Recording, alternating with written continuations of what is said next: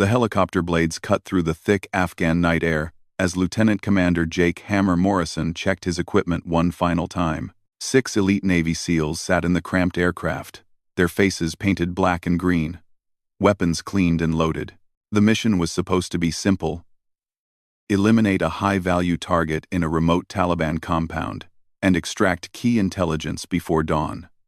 Jake had been leading SEAL operations for 8 years, but something felt different about this mission. The intelligence reports seemed too clean, too perfect. The target location was isolated in the mountains near the Pakistan border, exactly where enemy fighters could set up deadly crossfires. His team consisted of experienced operators: Tommy, Blade Chen, their explosives expert; Marcus, Bear Williams, the heavy weapons specialist; David, Ghost Rodriguez, their communications man; Sam, Falcon Johnson, the medic; and Rick, Snake, Thompson, their youngest member but deadly accurate with any weapon. The helicopter pilot's voice crackled through their headsets. 2 minutes to drop zone, gentlemen. Weather's holding, but we've got some chatter on enemy frequencies. Stay sharp. Jake nodded to his men. They had trained together for months, knew each other's movements like clockwork. Each SEAL carried specialized equipment: night vision goggles, silenced weapons, explosive charges, and enough ammunition to fight their way out of hell if needed. The target was Mohammed Qasim, a Taliban commander responsible for coordinating attacks that had killed dozens of American soldiers. Intelligence suggested he was meeting with foreign fighters to plan something big. As the helicopter descended toward the rocky landing zone, Jake studied the terrain through his night vision. Steep cliffs surrounded them on 3 sides, with only one narrow valley leading to the compound 2 miles away. The extraction point was a clearing another mile beyond the target. Everything had to go perfectly. They had a 4-hour window before sunrise exposed them to enemy reinforcements. The helicopter touched down silently on the rocky ground. 6 SEALs moved like shadows, disappearing into the darkness as the aircraft lifted off immediately. They moved in perfect formation through the rough terrain, using hand signals to communicate. The compound appeared exactly as briefed: a collection of mud brick buildings surrounded by a low wall, with guards posted at strategic points. Jake positioned his team for the assault. Bear would provide covering fire from an elevated position, while Tommy placed charges on the main building. Ghost would monitor communications and call in extraction when the mission was complete. Falcon and Snake would secure the perimeter while Jake led the breach into the target building. At precisely 0200 hours, the operation began. Tommy's explosives blew a hole in the compound wall as Bear's heavy machine gun opened fire on the guard towers. The SEALs moved like a well-oiled machine, clearing buildings methodically. Resistance was lighter than expected, too light. Jake's instincts screamed danger, but they were committed now. Inside the main building, they found Mohammed Qasim and 3 associates. The intelligence was accurate. Maps, communication equipment, and plans for upcoming attacks were spread across tables. As Tommy secured the documents and Ghost called for extraction, Jake felt the familiar rush of a successful mission, but his relief was premature. Snake's voice exploded through their comm system from his perimeter position. Contact! Multiple vehicles approaching from the valley. At least 40 fighters. Heavy weapons. Moving fast. We've got maybe 10 minutes before they surround us. Jake's blood ran cold. This wasn't random. The enemy had known they were coming. The mission was a trap, and they had walked right into it. He quickly assessed their situation. The compound offered some protection, but against 40 fighters with heavy weapons, it would become their tomb. The extraction helicopter wouldn't arrive for another hour, and even then, it couldn't land under heavy fire. Bear's voice came through the radio. Boss, I count 3 technical vehicles with mounted machine guns, plus infantry moving on foot. They're spreading out to surround us. We need to move now if we're going to have any chance. Jake made the hardest decision of his military career. All units, prepare for immediate extraction to secondary location. We'll have to fight our way through the valley and reach the emergency extraction point 5 miles north. Tommy, set charges on everything. Deny the enemy any intelligence we missed. As explosions lit up the compound behind them, the 6 SEALs moved into the rocky terrain. They had trained for this scenario, but training never included the crushing weight of knowing 40 enemies were hunting them in unfamiliar territory. Each man carried over 60 pounds of equipment, and they had to cover 5 miles of mountainous terrain before sunrise. The enemy vehicles reached the compound just as the SEALs disappeared into the rocks. Shouts in multiple languages echoed through the valley as the hunters organized their pursuit. Jake knew they had maybe 30 minutes before trained trackers picked up their trail. These weren't just Taliban fighters. The coordination and equipment suggested foreign special forces, possibly Russian or Iranian advisors. As they climbed higher into the mountains, Jake called for emergency extraction, but Ghost shook his head grimly. No radio contact with base. They're jamming everything. Military frequencies, satellite phones, even emergency beacons. We're on our own until we get far enough away from their jammers. The terrain grew more treacherous as they climbed. Loose rocks and narrow ledges slowed their progress while the enemies spread out below them like a net. Through night vision, Jake could see search teams with thermal equipment, methodically checking every possible hiding spot.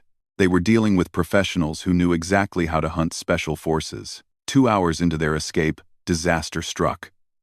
Snake, bringing up the rear, triggered a hidden motion sensor. The device sent up a small flare that lit up their position for miles. Within minutes, automatic weapons fire erupted from multiple directions as enemy fighters converged on their location. Bear immediately returned fire with his heavy machine gun, but they were exposed on a rocky slope with minimal cover. Bullets sparked off stones around them as Jake tried to organize a fighting withdrawal. Falcon took shrapnel in his arm from a grenade explosion while Ghost struggled to find any working frequency on his radio equipment. "We need cover," Jake shouted over the gunfire. They were caught in a deadly crossfire with enemies above and below them on the mountainside. His mind raced through options, but none looked good. They could hold this position for maybe an hour before running out of ammunition, or they could try to move and risk being picked off in the open. Tommy pointed to a narrow cave opening 50 yards up the slope. "There. Natural defensive position. We can hold them off while Ghost tries to re-establish communications." It was their only chance. Jake gave the order, and they began a tactical withdrawal under heavy fire. Bear's machine gun provided covering fire, while the others moved in pairs toward the cave. Enemy bullets filled the air as muzzle flashes lit up the darkness from at least 15 different positions. They reached the cave as Bear's ammunition ran dangerously low.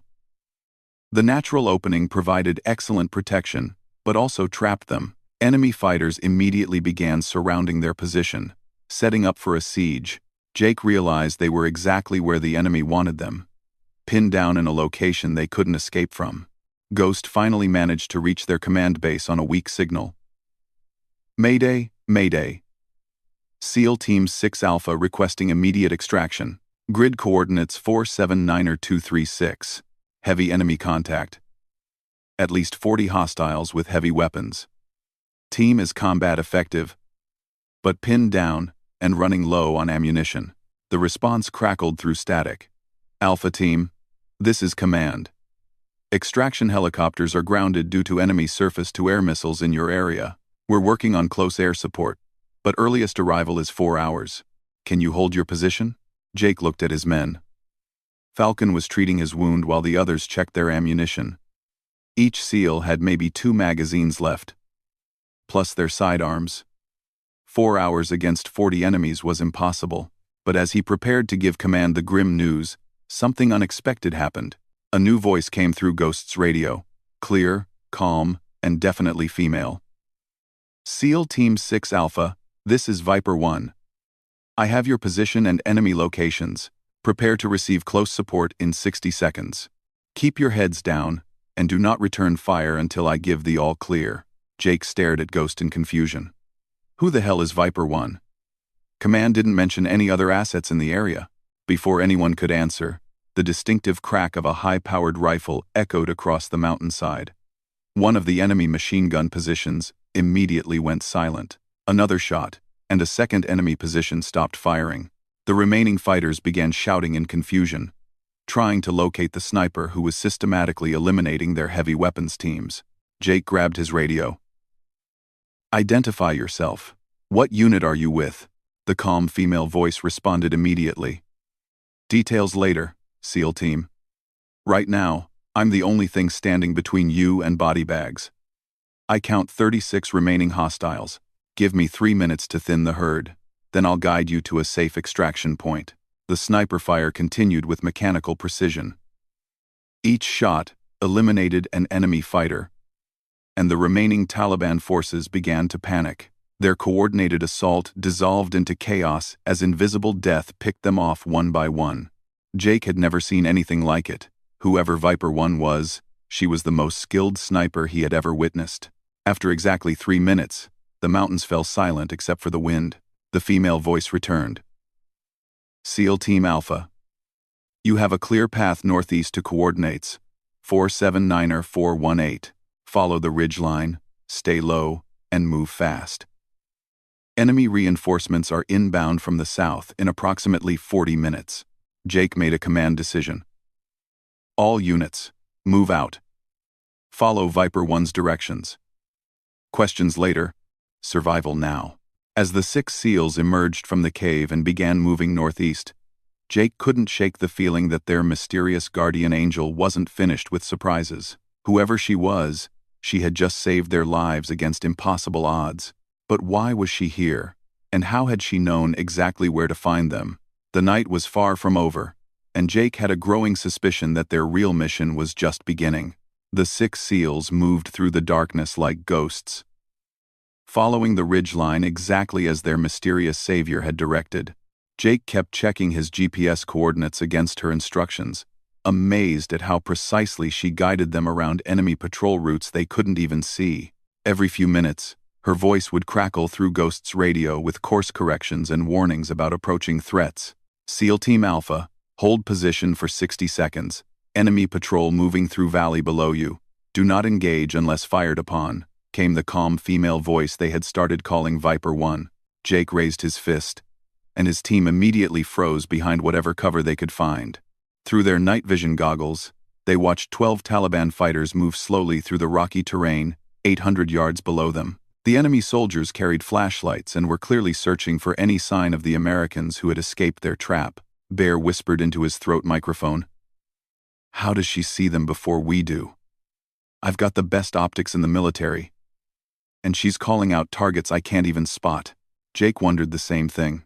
Viper 1 wasn't just skilled, she seemed to have supernatural awareness of enemy movements across miles of mountain terrain. Her sniper shots had been impossibly accurate in complete darkness, and now she was providing intelligence that surpassed anything their advanced equipment could gather. After the patrol disappeared into the rocks, Viper 1's voice returned. "Clear to move. Continue northeast for another 800 meters. Then wait for my signal before approaching the extraction coordinates." As they moved, Jake tried to raise her on the radio for more information. "Viper 1. This is SEAL Team Alpha Actual. What's your unit designation, and how long have you been operating in this area?" There was a long pause before she answered. "Lieutenant Commander Morrison. Explanations will have to wait. Right now, focus on keeping your men alive.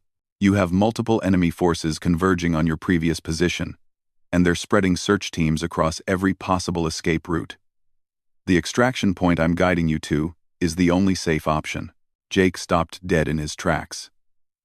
She had used his rank and last name, information that shouldn't be available to anyone outside his immediate chain of command. Only his team and senior officers at JSOC knew his identity on this mission. Ghost looked at him with raised eyebrows, clearly thinking the same thing. "How do you know my name?" Jake demanded into the radio. "Because I know everything about this mission, including the fact that you were set up," came the immediate reply. "The intelligence that led you here was deliberately leaked to draw out SEAL Team 6.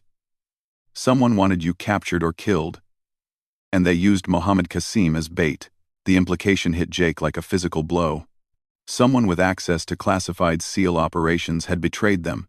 The perfect intelligence, the isolated location, the coordinated enemy response. It all made sense now, but that raised even more disturbing questions about who Viper 1 was and how she knew about the betrayal.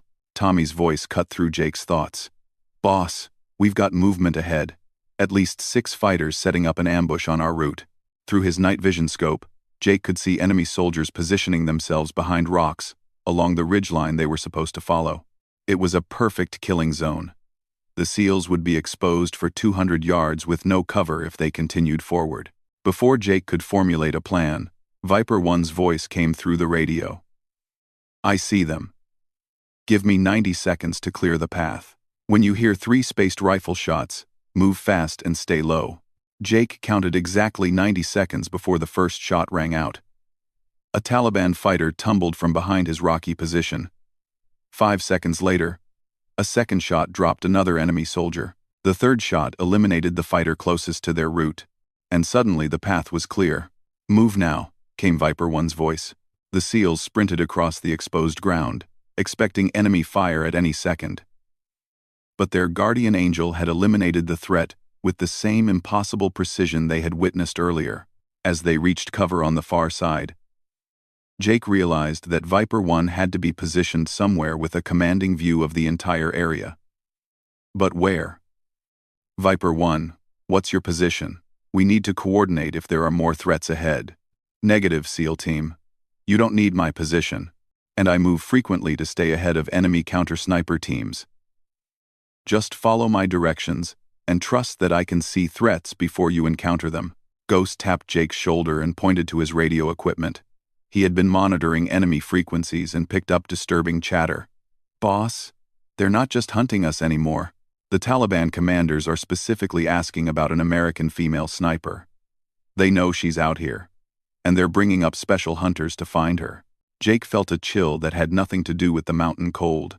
Whoever Viper 1 was, she had just painted a target on her back by saving them.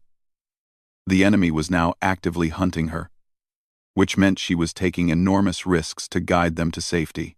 "Viper 1, we're monitoring enemy communications. They know about you now, and they're sending specialist teams to hunt snipers. You need to extract with us." Her laugh was bitter and professional. "Lieutenant Commander, I've been hunted by better soldiers than these for longer than you know. The difference is that I choose when and where to engage. They're reactive, I'm proactive." As if to prove her point, another rifle shot echoed across the mountains. Ghost checked his enemy frequency monitor and reported that one of the Taliban communication teams had just gone silent. Viper 1 was actively hunting the hunters, disrupting their coordination while simultaneously guiding the SEALs to safety. They reached the extraction coordinates just as the first hint of dawn appeared on the eastern horizon. The location was a small clearing surrounded by rocky outcroppings that provided excellent defensive positions. But Jake noticed something that made his tactical sense scream warnings. It was also the perfect place for an ambush. "Viper 1, are you sure about this location? We're exposed from multiple directions if enemy forces coordinate an attack." "Trust me, Lieutenant Commander. I've spent the last hour eliminating every enemy position that could threaten this clearing. Your extraction helicopter will arrive in 30 minutes, and you'll be safely out of here before full daylight exposes you to long-range observation." Jake deployed his team in defensive positions anyway. Years of combat experience had taught him never to rely completely on anyone, no matter how skilled they seemed. Bear positioned his machine gun to cover the most likely enemy approach routes, while Tommy prepared explosive charges as a last resort. The other SEALs took up sniper positions with overlapping fields of fire. As they waited for extraction, Jake tried one more time to get information about their mysterious protector. "Viper 1, my team and I owe you our lives. The least you can do is tell us who you are and why you're operating alone in enemy territory." The pause was longer this time, and when she answered, her voice carried a weight that spoke of years of classified operations. "Let's just say I'm someone who couldn't stand by and watch good soldiers die because of someone else's betrayal. The people who set you up made this personal when they put American lives at risk for their own agenda." Ghost suddenly held up his hand for silence. His communication equipment was picking up helicopter rotor sounds approaching from the south. Jake checked the time. Their extraction was early, which should have been good news, but something felt wrong. "Command, this is SEAL Team Alpha. Confirm extraction helicopter early arrival at Grid 4, 79er, 418. The response filled Jake with dread. Alpha Team. Negative on early extraction. Your helicopter is still 40 minutes out. Repeat. No friendly aircraft in your area. Jake's blood ran cold. If that wasn't their extraction helicopter approaching, it could only be enemy aircraft. He grabbed his radio to warn Viper 1, but her voice was already cutting through the static with deadly urgency. SEAL Team Alpha. Incoming hostile helicopter gunship from the south. 2 minutes to contact. Find cover immediately and prepare for close air support. This is going to get very interesting.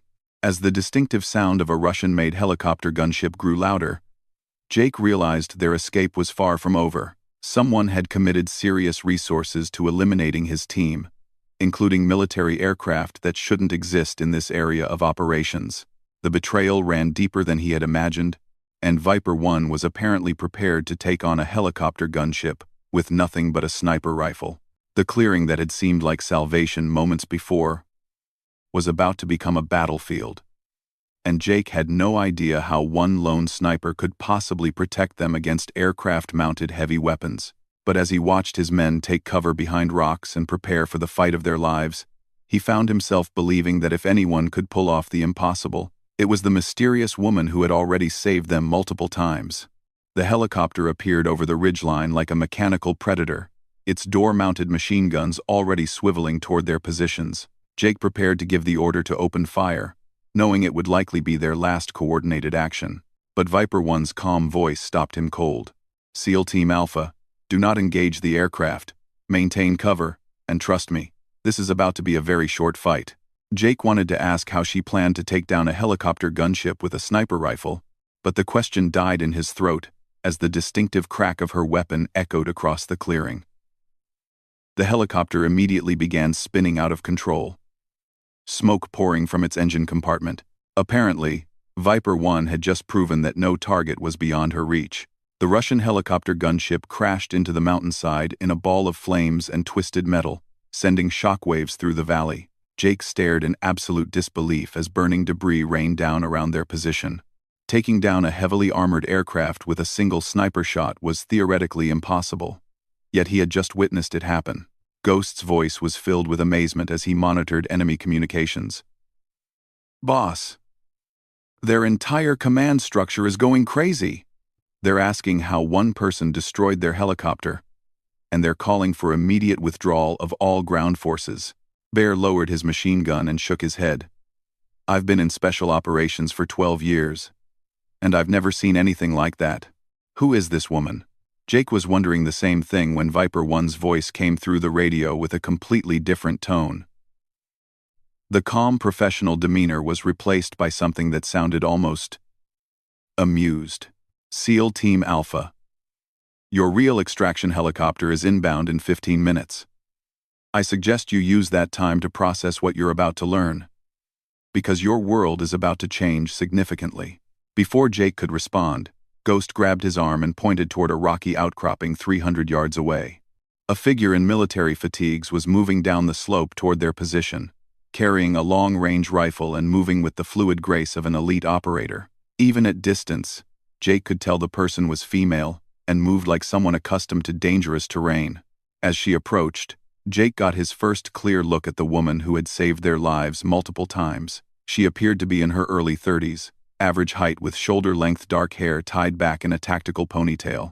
Her equipment was military-grade, but bore no unit markings or rank insignia. Most striking were her eyes, ice blue and filled with an intelligence that suggested years of classified operations. She stopped 20 feet away and set her rifle down carefully. Lieutenant Commander Morrison, Staff Sergeant Williams, Sergeant Chen, Corporal Rodriguez, Corporal Johnson, and Petty Officer Thompson, SEAL Team 6 Alpha, currently assigned to Joint Special Operations Command under Admiral Richardson. Jake felt his team tense behind him. She knew all their names, ranks, and their classified command structure. That information was available to perhaps a dozen people in the entire military, all with the highest security clearances. Who are you? Jake demanded, his hand moving instinctively toward his sidearm. She smiled, but it didn't reach those cold blue eyes. Sarah Chen, formerly Captain, United States Army Special Operations, formerly being the key phrase, since I've been officially dead for the past 3 years. Tommy stepped forward, his face pale. Chen? As in Lieutenant Sarah Chen, who was killed in Syria during Operation Silent Thunder? The same. Though as you can see, reports of my death were greatly exaggerated. Sarah's voice carried a bitter edge. I was betrayed by the same people who set up your team tonight. The difference is that when they tried to eliminate me, I survived and decided to return the favor. Jake's mind raced through the implications. Operation Silent Thunder had been one of the most classified missions of the Syrian conflict, involving deep reconnaissance behind enemy lines. According to official reports, the entire team had been killed when their position was compromised. If Sarah Chen had survived, why had she remained hidden for 3 years? The mission reports said there were no survivors, Ghost said quietly. Sarah nodded grimly. Because acknowledging survivors would have raised questions about how our position was compromised. Someone in JSOC fed our location to enemy forces, just like they did with your mission tonight. The difference is that I had advance warning and managed to escape the kill zone. She pulled out a tablet computer and showed them satellite images of their original mission site. Your target, Mohammed Qasim, has been in Pakistani custody for the past 6 months. The man you were sent to capture was a double working for foreign intelligence services. The entire mission was designed to eliminate SEAL Team 6 Alpha, because your last 3 operations discovered evidence of arms dealing between American officials and enemy forces. Jake felt sick as the pieces fell into place. Their recent missions had uncovered suspicious weapons caches with American serial numbers in enemy hands. Each time, they had reported the findings through proper channels, never suspecting that someone in their own command structure was profiting from arms sales to insurgent groups. Admiral Richardson? Jake asked, though he dreaded the answer. Among others, your admiral has been selling advanced weapons to the highest bidder, including Taliban and ISIS forces. Your team's success in tracking weapons smuggling made you a liability that needed to be eliminated. Sarah's voice was ice-cold with controlled fury. Bear spoke up from his defensive position. If you've known about this for 3 years, why didn't you expose it through official channels? Sarah's laugh was bitter. Because the corruption goes all the way to the Pentagon. Richardson isn't working alone. He's part of a network that includes procurement officers, logistics commanders, and intelligence officials. Bringing them down through official channels would require trusting people who might be part of the conspiracy. She turned her attention back to Jake. So I've been working alone, gathering evidence, and eliminating key players one by one. Tonight, I intercepted communications about your mission and realized they were using the same playbook they used against my team. I couldn't let good soldiers die for someone else's greed. Ghost checked his communication equipment as the sound of helicopter rotors grew louder. Our extraction bird is 5 minutes out. What happens now? Sarah stood and shouldered her rifle. Now you have a choice, Lieutenant Commander. You can return to base, file your report through normal channels, and hope the people who tried to kill you tonight don't succeed next time. Or you can help me finish what I started. Jake studied her face, seeing the weight of 3 years fighting a shadow war against her own government. What exactly are you proposing? 1. Richardson and his network have a major weapons transfer scheduled for next week. Enough advanced explosives and anti-aircraft missiles to fuel insurgent operations for years. I have the location and timing, but I can't intercept it alone. I need a team with your skills to help me stop it and gather the evidence needed to expose the entire conspiracy. Tommy frowned. That sounds like going rogue against our own command structure. We took oaths to follow orders and work within the system. The system tried to murder you tonight, Sarah replied bluntly. How many more good soldiers have to die while these bastards profit from arming our enemies? Sometimes doing the right thing means operating outside official channels. The extraction helicopter appeared over the ridge, its spotlight sweeping the clearing as it prepared to land. Jake had maybe 60 seconds to make a decision that would define the rest of his career, and possibly his life. He looked at each of his men, seeing the same struggle in their faces. Bear was the first to speak. Boss, She saved our lives tonight. If there's a chance to stop the people who set us up, I'm in." Tommy nodded agreement. "My brother died in an IED attack using American explosives. If Richardson's network is responsible, they need to pay." One by one, the rest of the team voiced their support. Jake realized that Sarah Chen had given them something they desperately needed: a chance to fight back against the betrayal that had nearly cost their lives. "What about our families? Our careers? If we do this and it goes wrong, we'll be marked as deserters or traitors." Sarah's expression softened slightly. "I've been preparing for this operation for 3 years. I have safe houses, clean identities, and extraction routes that will keep your families protected regardless of what happens. And if we succeed, the evidence we gather will vindicate everything we've done." The helicopter touched down, its crew chief signaling for immediate boarding. Jake made his decision. "Ghost, radio the pilot that we're conducting a extended reconnaissance mission and will use alternate extraction in 72 hours. Authorization code, Bravo 77 Charlie." As Ghost transmitted the message, Jake turned to Sarah. "We're in. But I want to see your evidence and your operational plan before we commit to anything that could get us all killed." Sarah nodded and extended her hand. "Welcome to the war behind the war, Lieutenant Commander. Fair warning. Once you start down this path, there's no going back to the simple world where you could trust your chain of command." Jake shook her hand, feeling the calluses of someone who had been fighting alone for years. As the extraction helicopter lifted off without them, he realized they had just stepped into a shadow conflict that would test everything they believed about duty, honor, and the true meaning of serving their country. Sarah led them toward a concealed cave system that served as one of her safe houses. "First, I'm going to show you 3 years' worth of evidence that will make you understand why Richardson and his people need to be stopped. Then we're going to plan an operation that will either expose the biggest military corruption scandal in history or get us all killed trying." Jake followed her into the darkness, knowing that SEAL Team 6 Alpha had just begun the most important mission of their lives, even if it meant fighting their own government to protect the soldiers who trusted them to do the right thing. The war against betrayal had officially begun.